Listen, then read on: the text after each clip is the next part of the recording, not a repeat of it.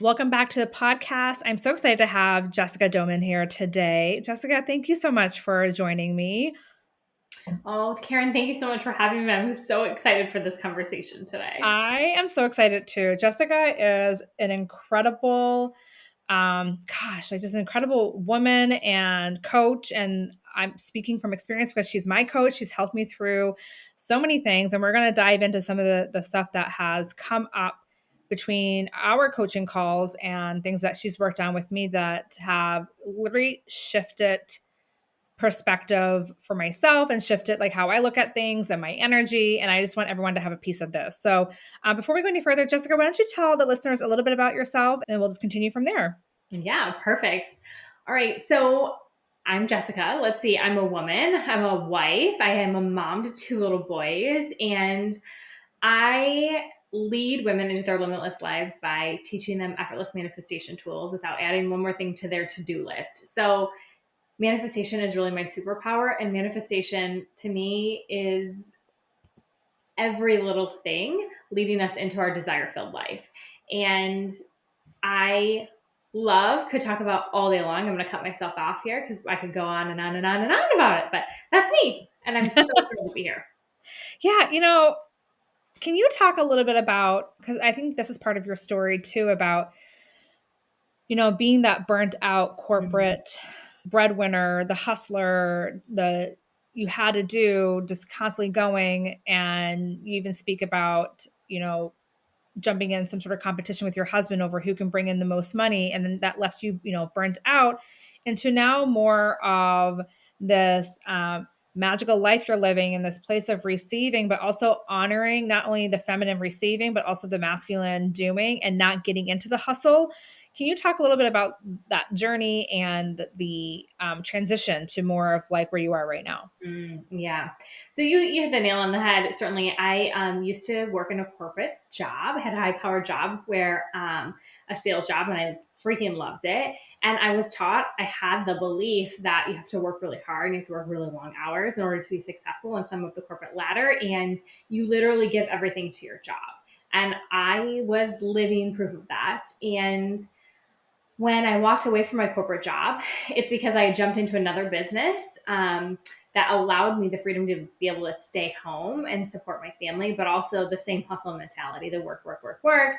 I was pregnant at the time and I had a 3-year-old. And so was putting what felt like everything before them. And or when I was together, right, my phone was like here all the time. And my husband and I were two ships passing in the night. And I had this like big epiphany of like, hey, actually one morning I like screamed at my kids, like that kind that like shakes your house scream over nothing. And my husband and I were also like really looking at each other and examining like, who are we? And do we like, should we really even be together? Like we're like two ships passing in the night here. Like sure we get along, but like what is this? This isn't what we wanted in a marriage. And so I had a choice to make. We both did. We all did. If we were going to choose to continue on living this life or if we were going to choose to change. And we chose to change. We did the hard work. We looked at each other. We healed our marriage. Well, number one, we healed ourselves first. We dove deep into personal work and healing our own shit. And then, I learned to do differently. I dove headfirst in the personal development world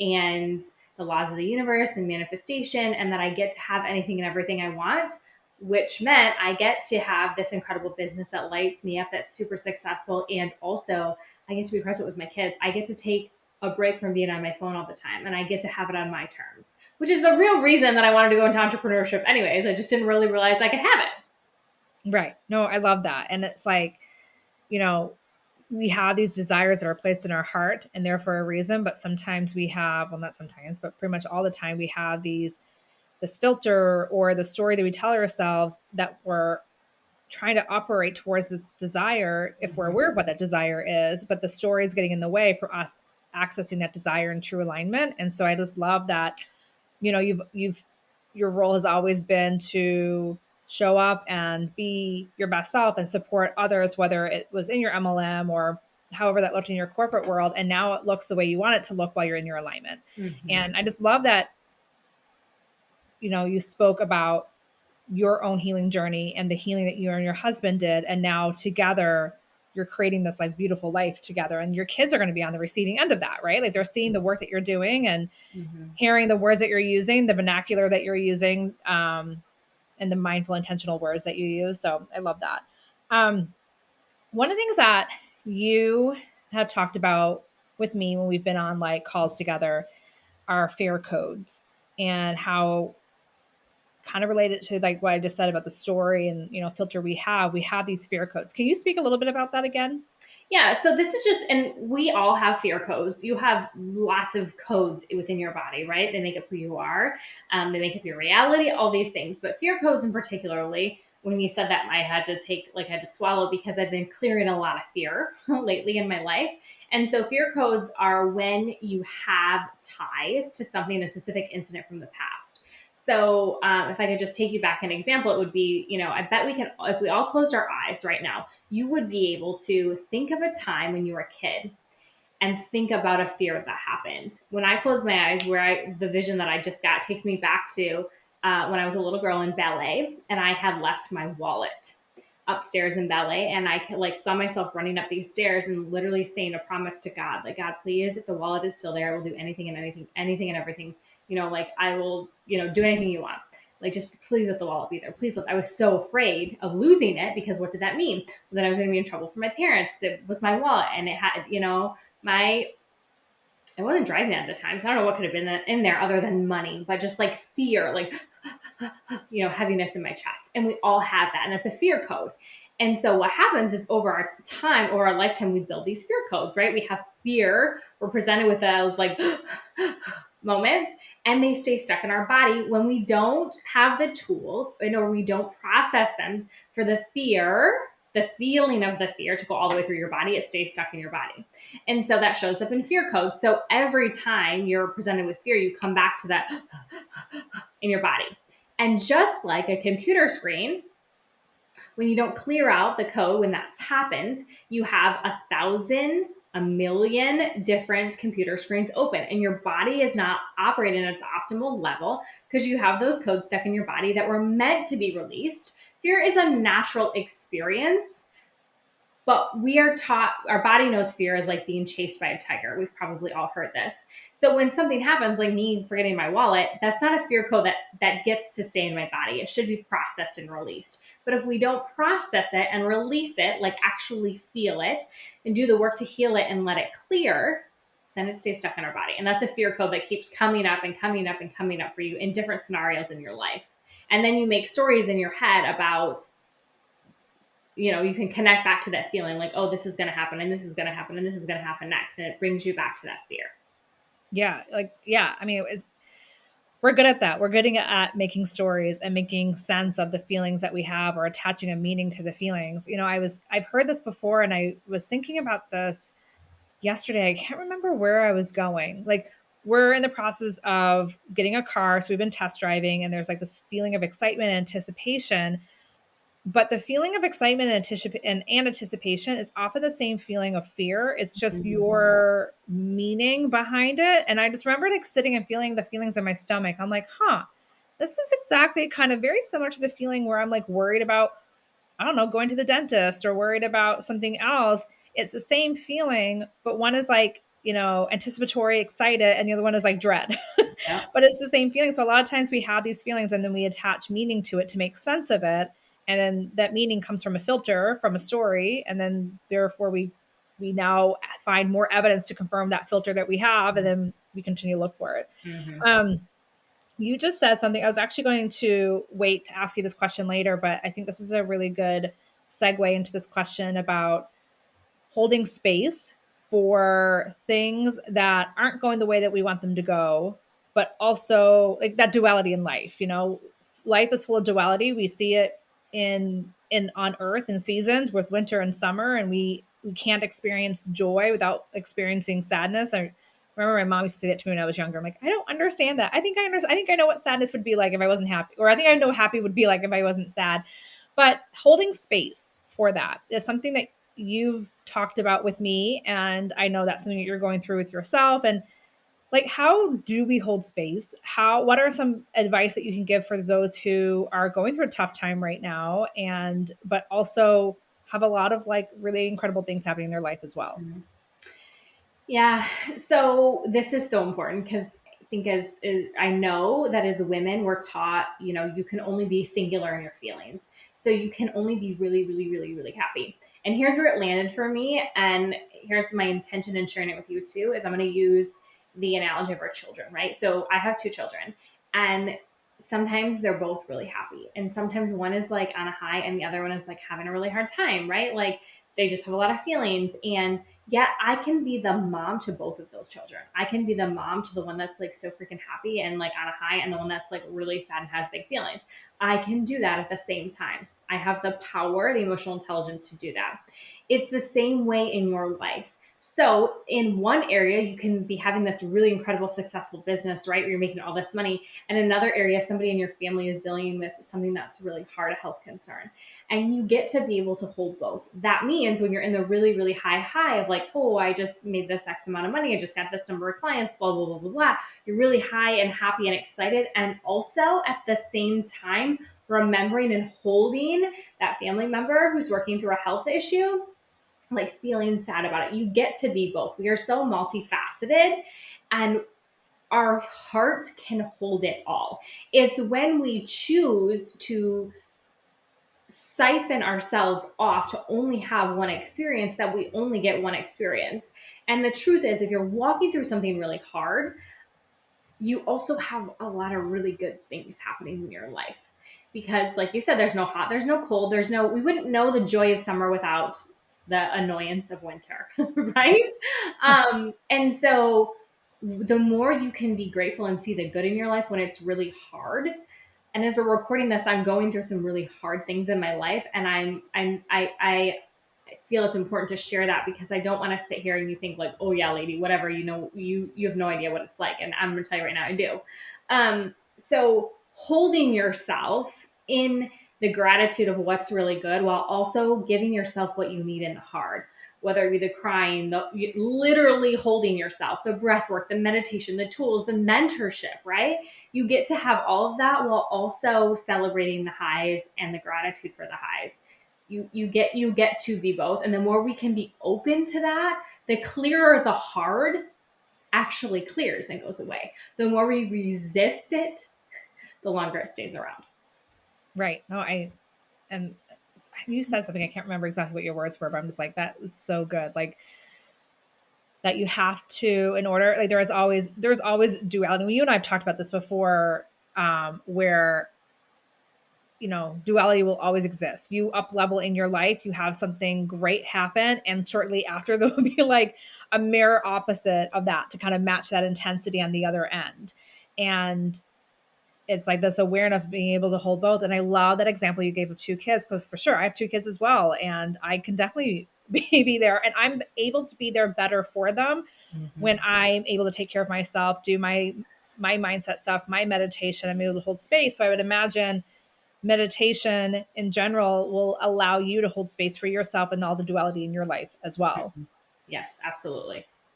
And like speaking of meditation, you've talked a lot about like how it's changed your life as well, and that you do recommend it for your clients that you work with, and just like anyone, like probably I'm sure that comes up in conversation with people who aren't even your clients about how much meditation has changed. What's an easy way for people to get started with meditation if they've never done it before? I think sometimes we have, maybe not so much now, but like 10 years ago or 5 years ago, we often had like this vision of that guy sitting crisscross on a cloud and like holding, his thumb to his middle finger and having like a complete blank mind. And it created this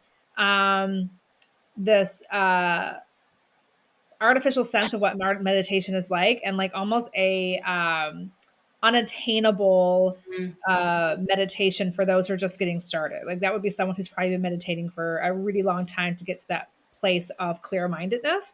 But I'm curious, and can you speak on or share some tips on how people can get started with meditation? What are some things that you can do to get comfortable with it?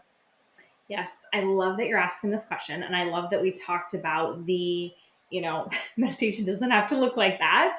I just recorded a reel and actually a story about this last week, because meditation gets to look, number one, let me give you a big fat permission slip. It gets to look how you want it to look. And so for somebody who's starting out, who like has a desire to connect, to quiet their mind, I would invite you to start out with 5 minutes at a time.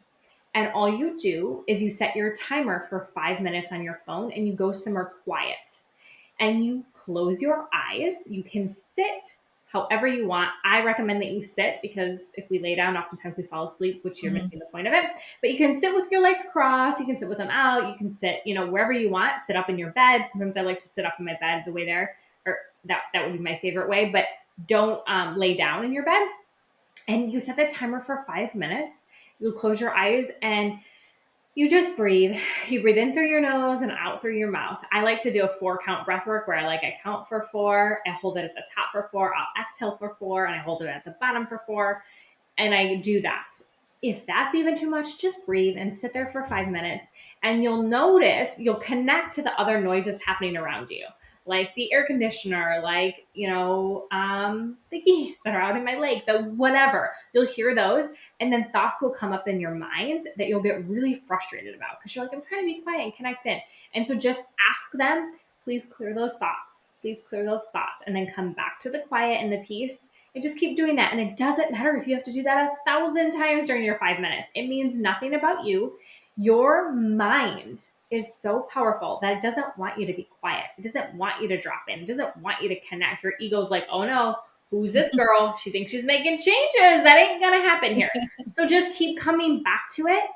I have been meditating for 3 years, like very faithfully, maybe even a little bit longer than that. I think it's like COVID. Yeah. So, um, and I still, when I sit down, even for just 5 minutes, my mind sometimes like it's freaking crazy how many things come up. I'm like, no, no, no, no, no, no, no, no. We're here to do this work. Like, so the number one thing I can say is just don't get frustrated. Keep coming back. Don't give up.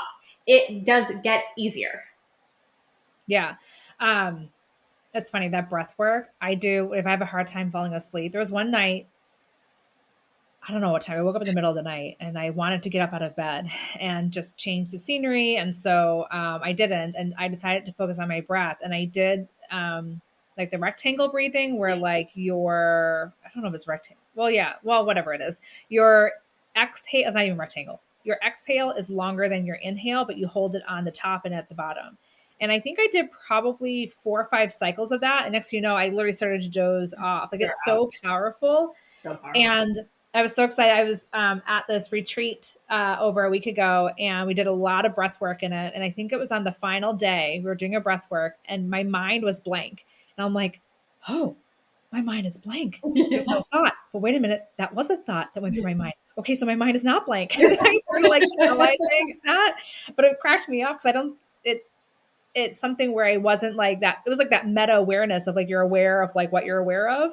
Um, but yeah, meditation is amazing. And I love that one of the things I love, Jess, that working with you and like just watching you you walk the talk, right? Like you do the very thing that you ask your clients to do. You walk your clients through things that you're walking through yourself.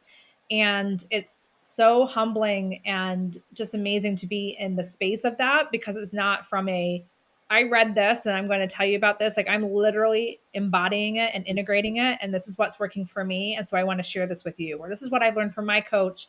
And it feels I resonate with like, passing this down to you or feels like it's ready for a message that you're ready to hear. And I just love that, how honest and transparent you are with that. Well, thank you. Um, Thank you. you're welcome. So let's see. The other thing I want to talk about, yes, we're going to talk about alchemy.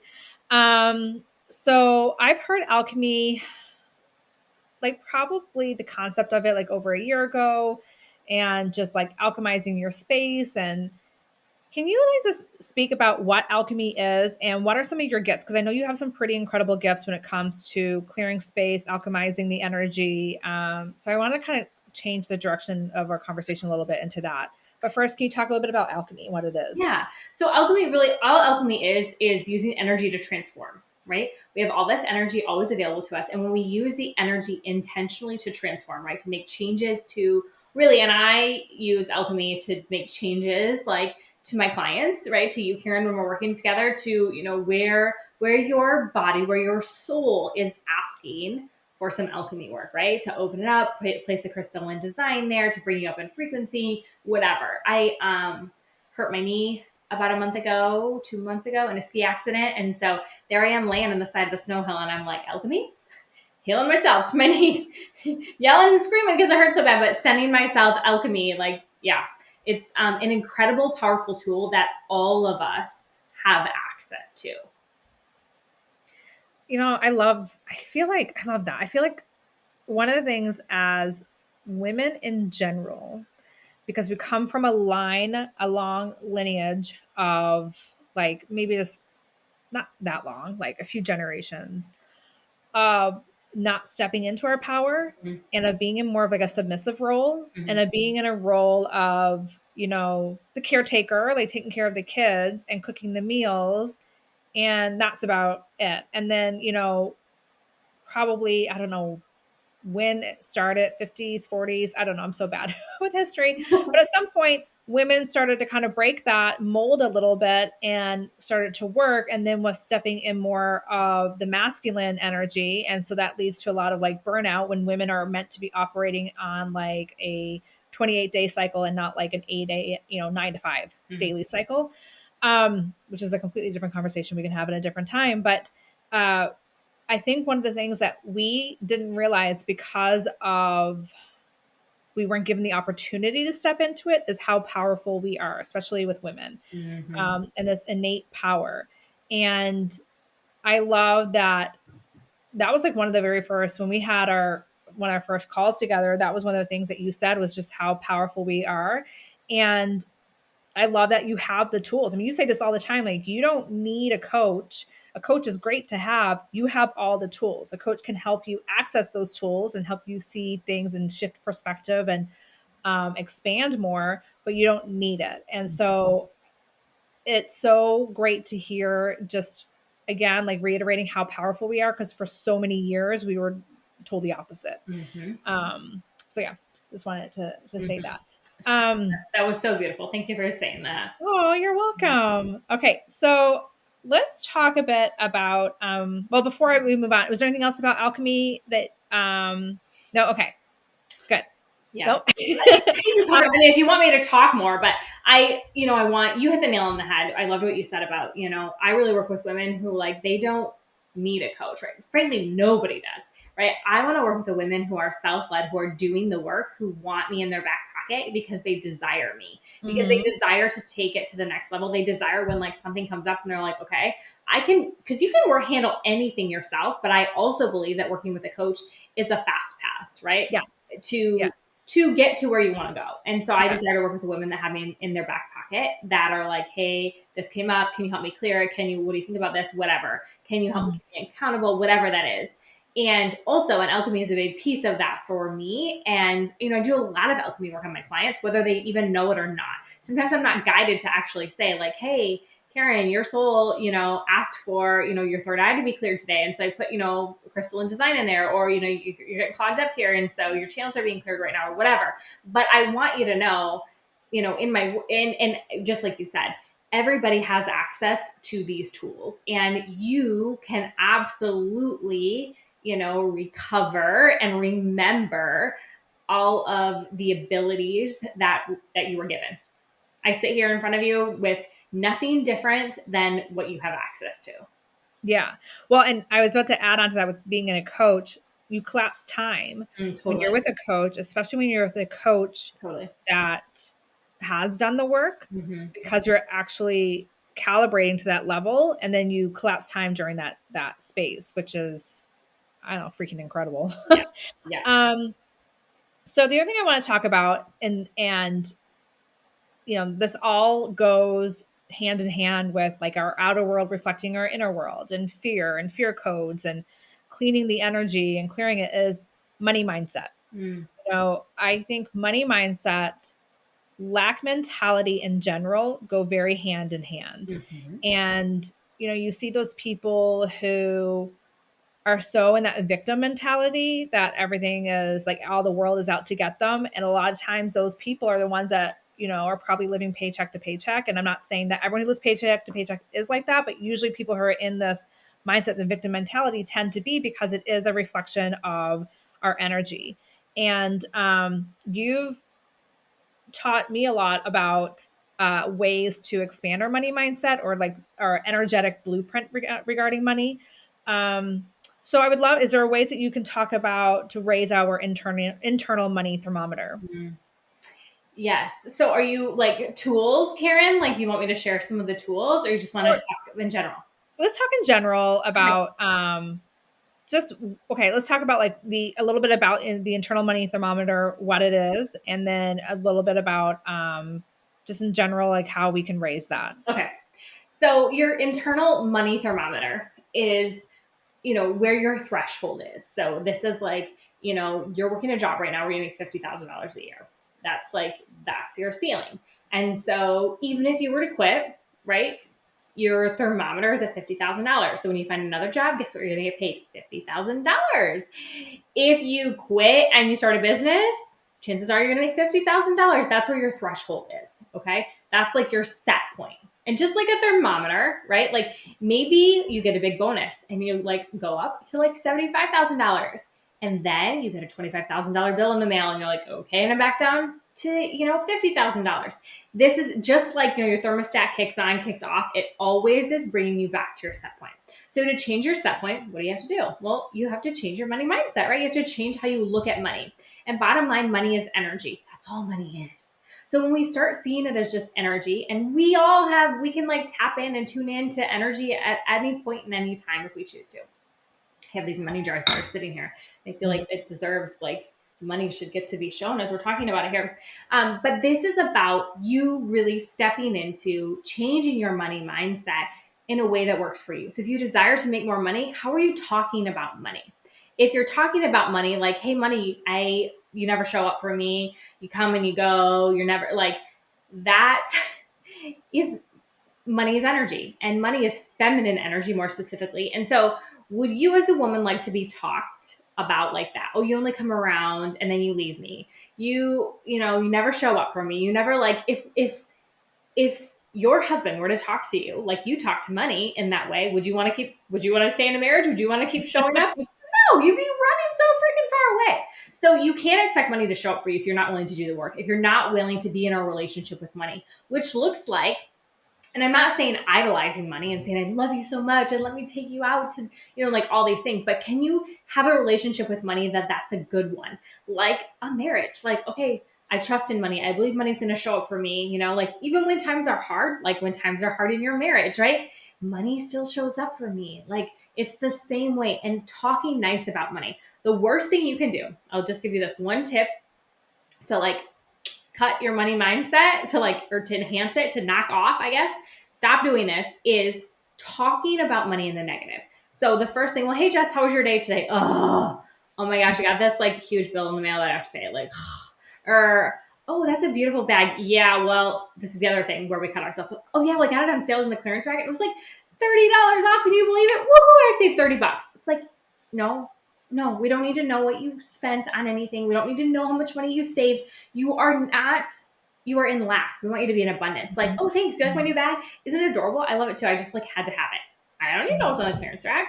And like, just like, there's so much money in the world. And when we can open our minds up to the fact that like money gets to be a part of us, money will show up for us. Yeah.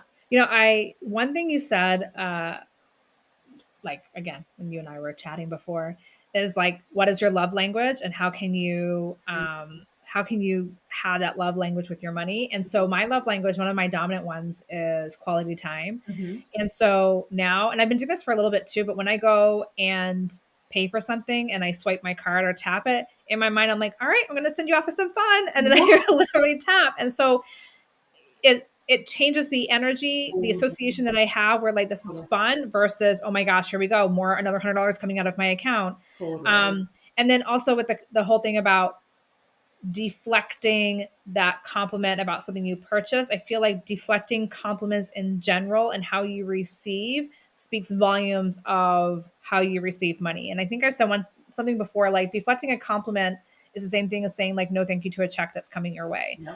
Yep. So I love that. Like start with like just saying thank you. I love it too. And like leave it at that and not kind of come up with an excuse or justify Yep. what it is. Yeah. Yep. What is it with that with women why we want to devalue our things? It's just, to me, it's confidence, right? It's lack of confidence. It's Mm, allowing ourselves, because when somebody gives us a compliment, we're like, oh shoot, they think we might look better than them. And like, we want to bring ourselves down, right? Because we want to be the same. We want to fit in the box. We don't want to like stick out, be different than them. And that's not even what they're doing, right? Like when you give somebody a compliment, you're not like, oh, you look prettier than me. It's not about that. It's just like, wow, dang, you look really good today. Like your hair right. looks like on point. It has nothing to do with the person that's giving the compliment, right? It's like all about you and raising you up. But we aren't comfortable in our confidence of like accepting it and like, yeah, I know. Like it's like, isn't it? Like, yeah, my hair looks so hot today. It's like stand in your power and receive the compliment. Like, thank you so much. I really like Mm. it today too. Love that. Love that. And I feel like when we do this work, the clearing work, the alchemy, the mindset, all that stuff is when our life literally starts shifting right before our eyes. Things that we're calling in start coming in. I mean, you and I both have stories about that.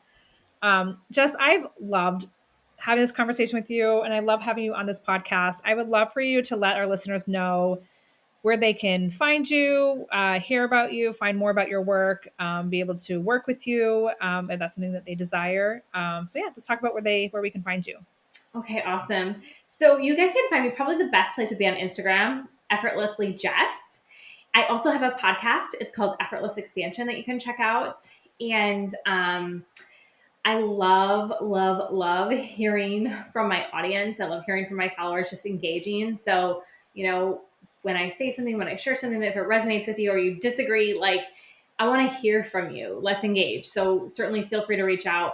What I have coming up in my world is I'm teaching effortless, embracing effortless. And it is 4 courses in one. You can buy the entire bundle. You can cherry pick what you like, but it's really about embracing your effortless, because there is this lie we've been told that it has to be hard for us women in particular. We have to struggle, we have to control, we have to push, we have to force. And that's not true. That's actually not how we were designed. And so it's really stripping away those old programming, those beliefs, and filling you and your mind being safe in your body and alchemizing the things that needed alchemizing in your body and embracing your effortless with tools, with resources, allowing you to walk away feeling so confident that it gets to be easy. And when it's not easy, it's not for you. And so I'm teaching Effortless Woman. I'm teaching Effortless Union, which is about being a marriage, being a partnership, a relationship, Effortless Wealth. We all want effortless wealth, and then effortless manifestation, which of course is my specialty. So that's coming up, and starting the end of March, Effortless Woman launches. So if you feel called into that, certainly feel free to reach out and ask any questions you have, and I can send you any links if you'd like to check it out. But this is where my mission is going, is leading women into the easy and leading women in that this is our divine birthright, that it gets to be effortless. And it's so freaking time that we claim it. For sure. Absolutely. And I'll post all that in the notes too. But anyways, thank you again. I love this. Appreciate you spending time here and we'll talk later. Okay, thank you so much. Thank you for No having problem. me. Of course. All right. Bye. Bye.